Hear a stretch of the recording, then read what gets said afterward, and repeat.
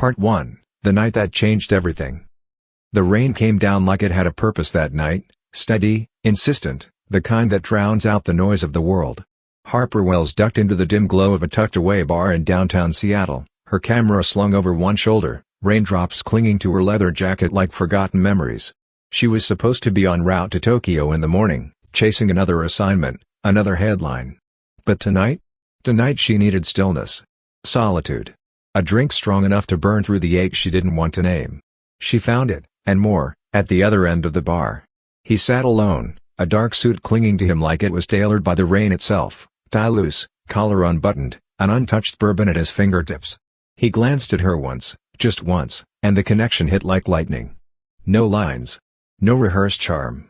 Just a look that made her forget the rest of the world for a heartbeat too long. "Rough day?" he asked, voice smooth with just enough edge to intrigue. "Rough month," Harper replied, sliding onto the stool beside him. They didn't trade names. That was part of the unspoken pact. What they did trade were stories with half-truths, stolen glances, and laughter that felt like old friends finding their way back. The kind of conversation that unfolds slowly, then all at once. By midnight, the bar had emptied. But Harper and the stranger hadn't moved, except closer. By 2 a.m., they were in his hotel room, fingers tangled, breathless, drowning in a chemistry that didn't ask for permission. There was nothing reckless about it, no desperation, no regret. It was gentle, slow, full of stolen pauses that said more than words could. It should have ended there. But as she lay in his arms, half asleep, Harper whispered, "This wasn't supposed to feel like something." He didn't respond. Not with words. Just the tightening of his arm around her, like he didn't want to let go. By morning, she was gone. No note. No name. Just the memory of a night that shouldn't have meant anything, but did. Neither of them could know that this one night, this quiet collision of strangers, would be the spark that ignited everything: love, secrets, betrayal. And the kind of connection that even time couldn't erase. Part 2, Reunited by fate, divided by secrets. Harper Wells had always believed in the clean break, one night, no names, no strings. It was easier that way. Safer. Love had too many sharp edges, and she'd bled enough. That's why she didn't look back after that rainy night in Seattle. Not even once. 3 weeks later, she walked into the glass-paneled Manhattan headquarters of the Carter Hotel Group, fresh off a red-eye flight, exhausted but proud. Landing a contract to shoot the rebranding campaign for one of the most prestigious luxury hotel chains in the world was the kind of opportunity photographers dreamt of. A career milestone. A clean slate. But when the elevator doors slid open on the executive floor, and she stepped into the private boardroom, her entire body stopped cold. There he was. Alex. The stranger from that night. No name. No goodbye. Just the ghost of his touch still haunting her skin. He stood at the head of the table, wearing a tailored navy suit that screamed power and control. But the second their eyes met, that polished exterior cracked. A flicker of recognition. Shock. And something else, guilt? Longing? Harper's heart pounded so hard she was sure everyone could hear it. She fought to keep her face neutral, her voice steady. "Mr. Carter, I'm Harper Wells, the lead photographer for your campaign." Mr. Carter. So that was his name. Alex's voice was calm, but tight. "Miss Wells. Pleasure to have you on board." His tone was professional. Detached. But his eyes? They told a different story. They lingered on her like he was remembering every whispered word, every breathless kiss. As the meeting unfolded, Harper kept her composure, but her mind spun. He hadn't said a word that night about being a hotelier. Or being based in New York. Or being this. Powerful. Famous. Off limits. When the meeting ended, Harper gathered her notes, trying to slip out unnoticed, but his voice stopped her just before the elevator. "Harper. Wait." She turned, and for a moment, the room felt too small. "I didn't know," he said, voice low, "that it would be you. That night. I didn't think I'd see you again." She swallowed hard. Was that the plan? He didn't answer right away. "You disappeared," he said instead, eyes searching hers. "And I couldn't stop thinking about you." She looked away. "Well. Now we're both here. Let's just keep things professional." But as she stepped into the elevator, her hands trembling, she realized something terrifying. This wasn't over. Not even close. Because in that room, with his eyes on hers, she had felt it all over again, that magnetic pull, the heat, the ache of something unfinished. And even worse? So had he. Part 3, engaged to another. The days that followed were a blur of camera flashes, rooftop shoots, and stiff boardroom meetings. Harper poured herself into her work, desperate to create distance between her and Alex Carter. But he was everywhere, on the client calls, at the site visits, always hovering just close enough to make her pulse flutter and her resolve weaken.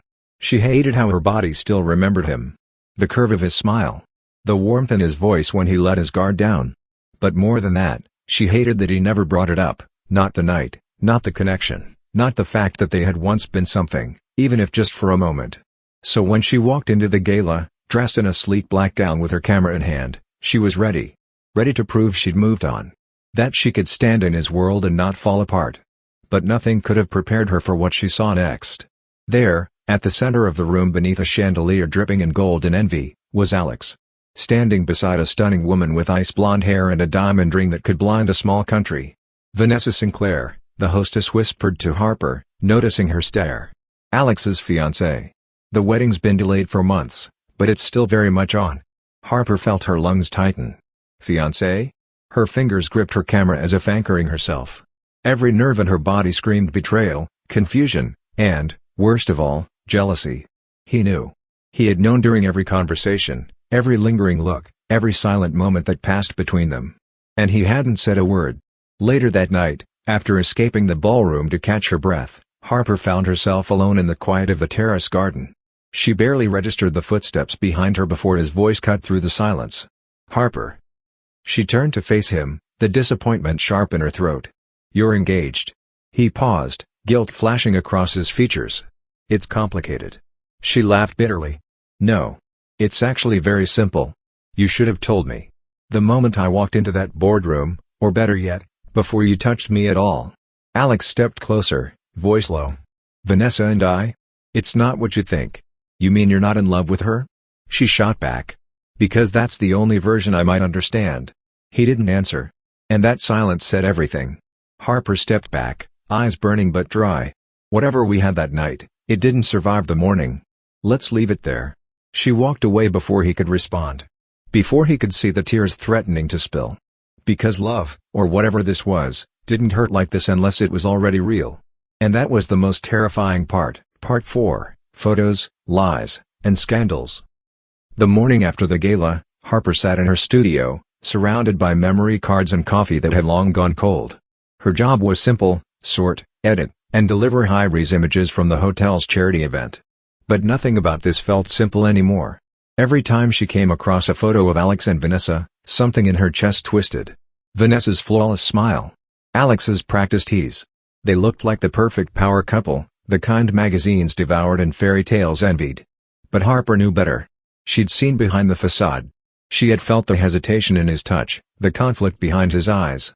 Still, the photographs told a different story, one she was now being paid to help publish. She clenched her jaw and moved to delete a blurred shot of them, but her finger hovered over the keyboard. Something caught her attention. In the background of one photo, partially obscured by crystal centerpieces and candlelight, sat a man in a dark suit. Watching. Not smiling, not clapping. Just watching. She zoomed in. Her breath caught. It was Robert Wells. Her father. Harper hadn't seen him in over a decade, hadn't even known if he was alive or dead. He had vanished from her life when she was 17, leaving nothing but an empty bank account and a mother broken by disappointment. A chill settled over her, but before she could process it, her phone buzzed with an unknown number. Miss Wells? The voice was sharp, rehearsed. This is Claudia from the New York Intelligencer. We're running a feature on Alex Carter and Vanessa Sinclair's upcoming wedding.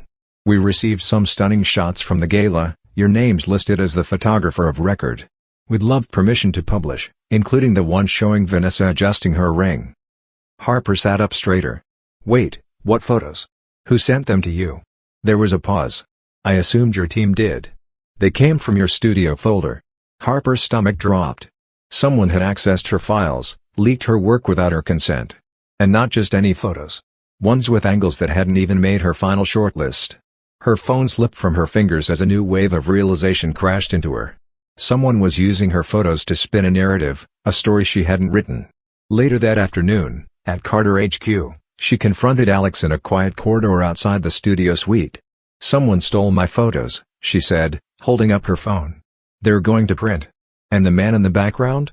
Her voice trembled. That's my father. Alex's face paled as he leaned in. Your father? Robert Wells?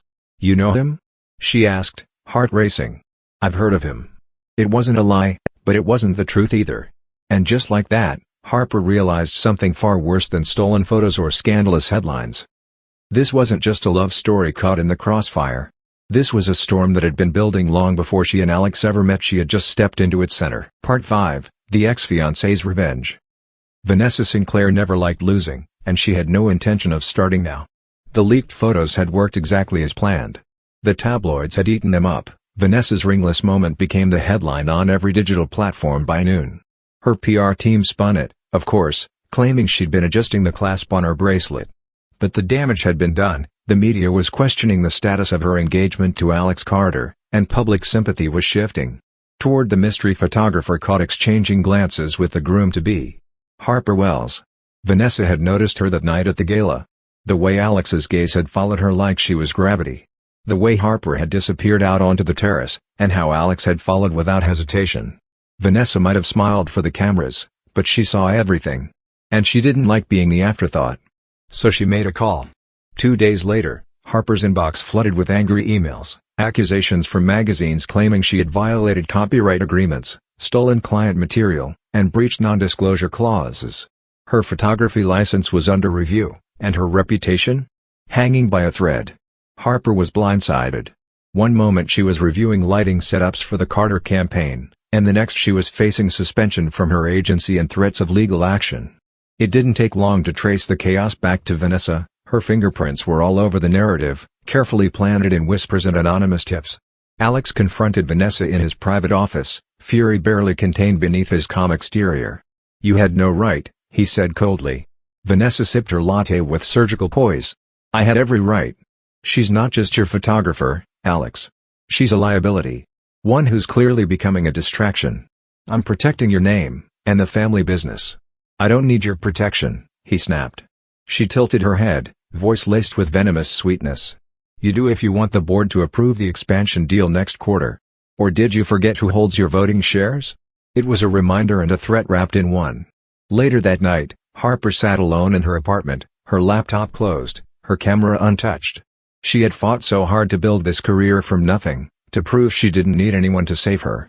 And now, with a few well-placed lies, someone was trying to take it all away. Her door buzzed. She hesitated, then answered. Alex stood there, hair damp from the rain, eyes full of something raw. I'm sorry, he said softly. I should have protected you. Harper stepped aside without a word. He came in slowly, as if afraid she might break.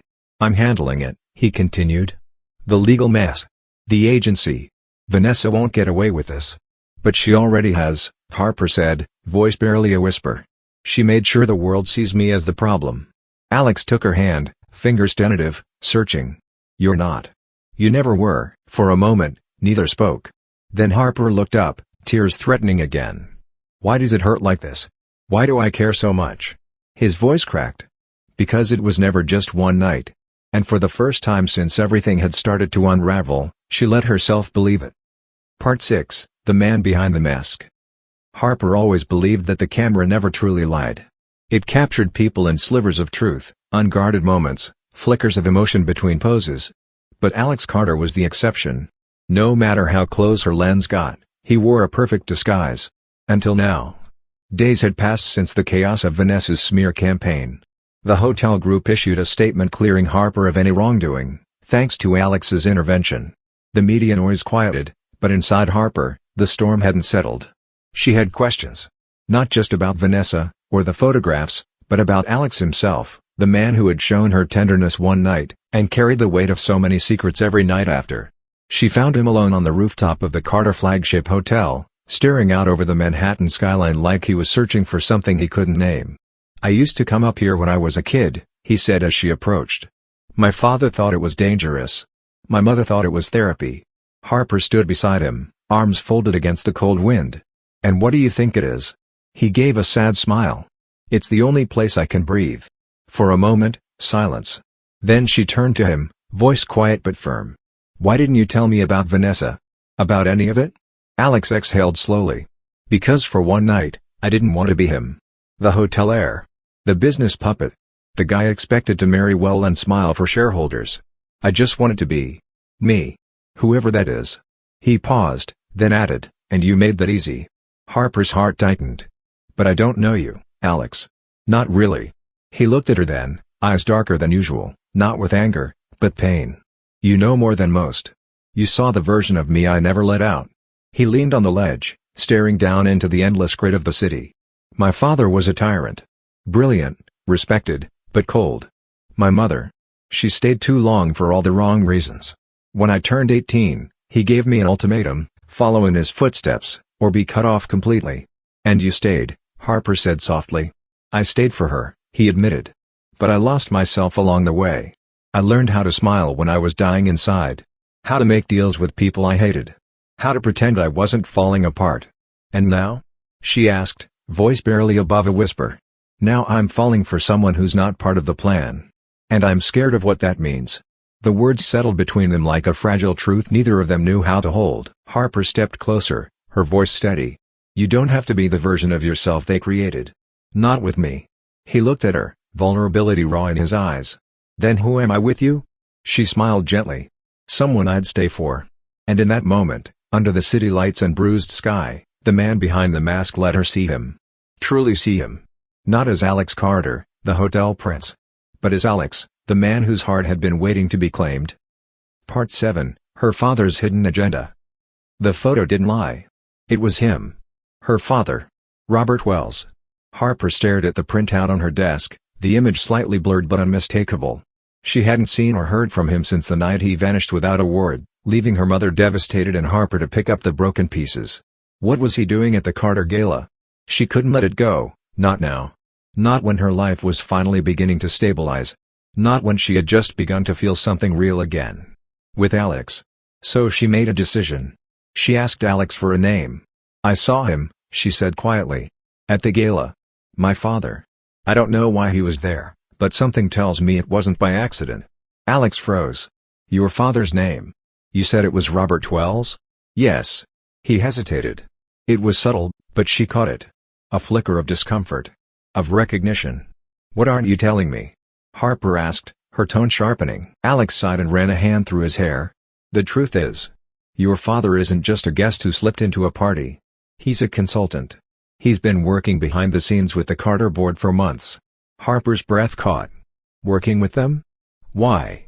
He's part of a private firm that advises on mergers, takeovers, restructuring. My father knew him. Respected him, even. After my dad passed, the board brought Robert in to stabilize things. Her stomach twisted. So he's been involved with your company. With you. All this time. Alex nodded slowly. He never mentioned you. Not once. Harper turned away, blinking back the sting of betrayal. Of course he didn't.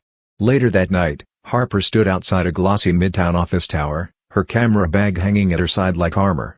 She had tracked him down, Robert Wells. He had a new life now, a new identity almost. Polished. Wealthy. Untouched by the damage he'd left behind. When he walked out the front doors, she stepped into his path. He stopped cold, as if seeing a ghost. Harper, he murmured, voice gravelly. You look just like your mother. And you look exactly the same, she said coolly. Except now you're advising the man I'm falling in love with. His expression faltered. I didn't know, he said quickly. Not until I saw you at the gala. You weren't supposed to be there. I wasn't supposed to be abandoned either, she snapped. A pause. I didn't come back because I thought I could protect you from who I became, he said. But now, I think it's time you know the truth. She stared at him. What truth? He glanced around, then leaned in. The Carters aren't who you think they are. And neither is Alex. And with that, he walked away, leaving Harper with more questions than answers. And a gnawing sense that she was being drawn into a game far more dangerous than heartbreak. Part 8, A Deal with the Devil. Harper hadn't slept. Her father's words echoed in her head like a riddle she couldn't solve. The Carters aren't who you think they are. And neither is Alex. She didn't know what to believe anymore. She wanted to trust Alex, she needed to, but the shadows in his past were growing darker. And now her father, a man who had lied and vanished without remorse, was warning her to stay away? It didn't make sense. But the world kept spinning. Her email buzzed the next morning with an urgent request from Carter PR, She was needed at a private press event, no cameras, just a meeting. She arrived to find Vanessa waiting in the penthouse lounge of the Carter Hotel, dressed like a Vogue cover and smiling like a shark. "You're late," Vanessa said with a sip of champagne. "I wasn't aware I was meeting you," Harper replied, arms crossed. Vanessa set the glass down with a soft clink. "We need to talk. Woman to woman." Harper raised an eyebrow. "You mean blackmailer to victim? Let's not pretend you're some innocent bystander," Vanessa said, leaning forward. "You inserted yourself into a life that didn't belong to you.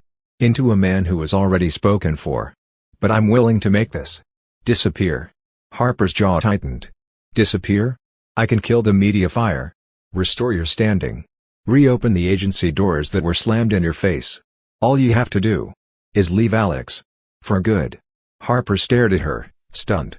"You think I'd trade him for a career?" Vanessa smiled. "I think you've worked your whole life to prove you're not your father's daughter. You're proud. Driven. You're not a fool. You know where this is heading." She slid a manila folder across the table. Inside, emails, financial reports, internal memos. Documents tied to Robert Wells. To the Carter Group. And to something bigger. Something Harper didn't yet understand, but felt instantly threatened by. "Take this as a gift," Vanessa said. "Walk away now, and you can still build your life back. Stay. And you'll lose more than just Alex." That night, Harper sat in her apartment, folder open before her, heart racing with every line she read. Vanessa wasn't bluffing, there were deals, acquisitions, hush money. And her father's name scrawled across signature lines like a ticking time bomb. She felt trapped. Angry. Afraid. But most of all, conflicted. Because walking away might save her career. But staying meant risking everything for a man she might not fully trust, but couldn't stop loving. Harper closed the folder. And made her choice. Part 9, The Betrayal Files. Harper had kept the folder hidden beneath her mattress like it was a loaded gun, something dangerous, heavy, and capable of destroying everything if handled carelessly. The more she read, the clearer the pattern became. Someone had been pulling strings behind the scenes, and every thread led back to a deal that smelled like corporate rot. And now, her name was tied to it. Someone had leaked more than just photos. They'd leaked her. Late one night, Harper's phone exploded with messages. Screenshots. Headlines. Her private texts with Alex, intimate, raw, emotional, had been published across several gossip sites. Alongside them were more leaked photos from their night on the rooftop, captions dripping with scandal. The hotelier's secret affair. Photographer or homewrecker? But worst of all? Were the source tags. The files had been traced back to her own IP address. She hadn't sent them. She hadn't touched them. But someone had. And that meant someone close to her had access. She stormed into her small studio space, heart pounding, and opened her shared editing cloud. There, in a folder marked private_backups, were all the files she'd thought were safe, along with a subfolder she'd never created, released_media. There was only one other person with remote access to that cloud, Elena, her assistant. Her friend. The one person who had been with her through the whole Carter campaign. Who had held her hand when Vanessa's campaign hit. Who had insisted on backing up everything just in case. Harper's chest hollowed out as she picked up the phone. "Elena. We need to talk." What followed wasn't denial. It was silence. And silence was confirmation. "You leaked them," Harper said, voice like splintered glass. "You gave them everything." "I had to," Elena whispered. "They paid me more than I make in a year just to grant access. They promised no one would trace it back to you." "Who?" Harper demanded, barely holding her composure. "Vanessa," Elena finally said. "And someone else. A man. He said he used to know your father." Harper dropped her phone. She didn't need to hear more. Not when the betrayal had already carved through something far deeper than friendship. It had cut through her sense of safety, of trust, of control. She wanted to cry, scream, disappear, but she did none of it. Instead, she gathered every document, every file, every photo, and headed straight to Alex's penthouse suite. When he opened the door, she didn't say hello. She just handed him the folder. Part 10, Blood Ties, Broken Trust. The rain was relentless that day, mirroring the quiet storm building inside Harper. She and Alex sat side by side in his office, a silence lingering between them that wasn't uncomfortable, but full. Heavy with the weight of everything they now knew, and everything they were still trying to understand. Vanessa had backed off, temporarily. Elena had disappeared, likely paid to vanish until the dust settled. But the one thing that haunted them both was the man who had once walked away from Harper's life, only to now reappear at the center of their unraveling world. Robert Wells. And it was Alex who finally said the words aloud. "I asked someone to run a background check on your father," he said quietly, sliding a manila envelope across the desk toward her. "I had to. After everything. I needed to know how deep he's in." Harper stared at the envelope. It felt like Pandora's box. She opened it with trembling hands. Financial records. Shell companies. A decades-long trail of mergers, hostile acquisitions, and private deals made behind closed doors. But it wasn't until the final page that her breath truly caught. A DNA report. Her name. Her father's. And William Carter. Alex's late father. Alex leaned in. "My father and Robert. They were more than just business partners. They were half-brothers." Harper blinked, stunned. "Half-brothers?" Alex nodded, his voice low. "It was buried for years. Hidden behind fake names, offshore records. But the DNA confirms it. Which means?" Harper stared at him. "We're family," she whispered, not as a statement, but as a question full of disbelief. "Distant," Alex clarified quickly. "Very distant. Technically. But still. Connected." She leaned back, the room spinning. "So that's why my father came back. Why he wormed his way into your company. It wasn't about me. It was never about me." Alex reached for her hand. "It is about you, Harper. It always was. But your father. He's playing a long game. He doesn't want a reunion. He wants a throne." The implication hit hard. If Robert Wells was family to the Carters by blood, he had a legal claim to the Carter legacy. A claim he could use to manipulate shareholders, dismantle trust, and rewrite the empire's history. And Harper. She was caught in the middle of it. That night, Harper stood in her apartment, staring at an old photo of her mother, young, smiling, hopeful. So much had been stolen from her family. So many lies wrapped in the illusion of success. And yet, as her phone lit up with a message from Alex, "No matter what comes next, I'm with you," Harper realized something. She wasn't powerless. She wasn't alone. She had someone worth fighting for. Even if the next truth waiting to be uncovered might break them. Part 11, Love in the Middle of War. Harper hadn't realized how much peace could come from a simple touch, until Alex reached for her hand beneath the boardroom table. The Carter group was unraveling from the inside. The whispers were louder now, rumors of betrayal, of shifting control, of legacy built on half-truths and hidden bloodlines. And Robert Wells was circling like a vulture, leveraging his newfound connection to the Carter name as though he'd earned it. Alex was fighting battles on every front, against board members questioning his leadership, against lawyers protecting the family trust, and now, against a man who had once been the father Harper needed. And now threatened to destroy everything she loved. And yet, in the quiet spaces between the chaos, Harper and Alex found each other again. At night, they shared silence in his penthouse suite. No more secrets. No more walls. He cooked for her once, burned the pasta, cursed under his breath, and looked so adorably human that Harper couldn't stop laughing. It was the first real joy she'd felt in weeks. "You're not exactly gourmet," she teased, sipping cheap wine from a crystal glass. "I build empires, not lasagna," he replied with a grin, tugging her gently into his arms. They danced barefoot in the kitchen, slow and clumsy, music barely audible from the speaker in the corner. It wasn't about the steps, it was about the closeness. The safety of it. The way he held her like he'd finally stopped waiting for the world's approval and just wanted her. Later, in bed, she traced the scar just below his ribcage, the one he got during a reckless ski trip in college. She kissed it softly, and when he whispered her name like a prayer, she whispered it back with promise. There was no pretending anymore. "I used to think love was a trap," Harper said one night, her voice barely above a whisper. "Something that made you weak. Made you give away all your power. And now?" Alex asked, brushing a strand of hair from her face. "Now I think it's the only thing strong enough to survive this." He kissed her like that was the only answer he needed. But even as they clung to each other in the quiet, the war outside raged on. Vanessa wasn't finished. The board was restless. And Robert was preparing something. Something big. And yet, in the middle of all of it, Harper and Alex had found their own rebellion. Love. And they weren't letting it go. Part 12, The Fake Wedding. Harper didn't know heartbreak could feel like déjà vu, until she saw the headline. Carter Sinclair wedding back on, private ceremony scheduled this weekend. The article came with a photo. Vanessa on Alex's arm, both smiling, Too polished, too perfect. The caption below read like a dagger, "The power couple silences rumors with exclusive event." Harper stood frozen in the middle of her apartment, her coffee growing cold in her hand, her chest hollowing out. He promised me everything. And now he's marrying her? The knock at her door came less than 20 minutes later. It was Alex. Disheveled. Out of breath. Like he'd run halfway across Manhattan to get there. "It's not what you think," he said instantly, eyes wild with urgency.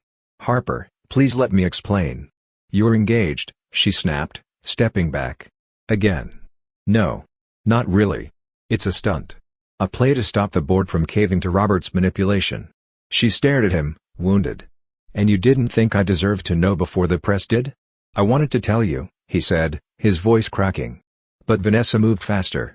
She threatened to reveal confidential board dealings unless I agreed to stage the wedding. She's trying to force public favor, make me look stable, in control. If I don't go along with it, we could lose the entire company to your father." Harper's heart thundered. "So I'm supposed to just watch you fake a wedding with your ex? Smile while the world celebrates your happy ending?" "No," Alex said fiercely, stepping closer. "I don't want her. I never did. You're the one I—" "Don't," Harper interrupted, pain rising to the surface. "Don't say it unless you mean it enough to fight for it." He stared at her, torn. Trapped between duty and desire. "I'm doing this to buy time," he said. "Just 1 week. That's all I need to expose what Robert's planning. After that, I'll walk away from all of it if I have to." "And what about me?" she whispered. He reached for her hand, eyes locked to hers. "You're the only thing in this mess that feels real." But she didn't move. She couldn't. Because love wasn't about promises whispered behind closed doors. It was about truth. And right now, Harper didn't know which version of Alex she could believe, the man in her bed, or the one standing at the altar with someone else. When he left, the silence he left behind was louder than anything he'd said. And as the world prepared for a wedding built on lies, Harper was left wondering. Was she still the woman worth risking everything for? Or just the casualty of a war she never asked to fight? Part 13, The Goodbye That Wasn't Meant to Be. The invitation came in a thick white envelope. Elegant. Gold-trimmed. Harper didn't open it. She didn't need to. The name printed on the front said it all. Alexander Carter and Vanessa Sinclair. Private ceremony, RSVP required. The fake wedding was no longer a rumor. It was real enough to print. Real enough to break her. Harper packed her bags in silence. Her camera. Her passport. A small stack of prints she had once meant to frame for her studio. She booked a flight to Morocco, a backup assignment offered by a friend months ago. Remote. Quiet. Far away from New York, and from him. She didn't tell Alex she was leaving. There was nothing left to say. Not after watching him stand beside Vanessa on national television the night before, denying rumors of scandal, smiling like a man who had chosen his future. She left a single note at the front desk of the Carter Hotel, no envelope, just her handwriting on a small piece of film photo paper. "You once told me you didn't know who you were until you met me. I hope one day you find the courage to be that man. H." And then she disappeared. The flight was long, the silence longer. Harper let the hum of the airplane dull her thoughts. She stared out at clouds that didn't ask questions. She told herself she was doing the right thing. That leaving was strength, not surrender. But in her heart, she knew. This wasn't goodbye. Not really. Not the kind meant to last. Back in New York, Alex read the note with shaking hands. The wedding was still days away, and already it felt like he was losing something far more valuable than a name or a company. He was losing her. He had made a deal with the devil to save the empire, but in doing so, he had shattered the only truth that mattered. Now, with the clock ticking and the ceremony closing in, he stood at the edge of a decision that would define everything. Marry the woman he never loved. Or fight like hell for the one he couldn't live without. Part 14, The Truth Comes Crashing Down. The wedding was set to stream live to shareholders and media outlets across the country. An image of stability, unity, power.